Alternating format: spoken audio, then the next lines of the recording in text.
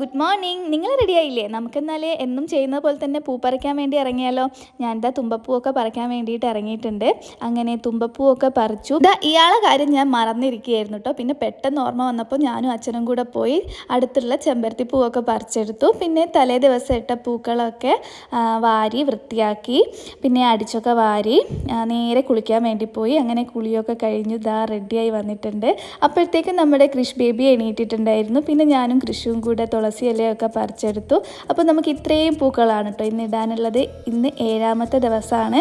അപ്പോൾ 7 തരം പൂക്കളാണ് ഇന്നിടേണ്ടത്.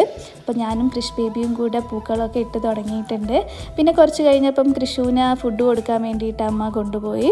പിന്നെ ഞാനിതാ പൂവൊക്കെ ഇട്ട് റെഡിയായി കൊണ്ടിരിക്കുകയാണ്. ഇന്ന് നമ്മൾക്ക് കുറച്ച് പുറത്തുനിന്ന് വാങ്ങിയ പൂക്കളും കൂടെ ആഡ് ചെയ്തിട്ടുണ്ട് കേട്ടോ. അങ്ങനെ നമ്മുടെ ഇന്നത്തെ പൂക്കളം റെഡി ആയിട്ടുണ്ട്. അപ്പോൾ ഇന്നത്തെ വീഡിയോ അത്രയേ ഉള്ളൂ. ടാറ്റാ.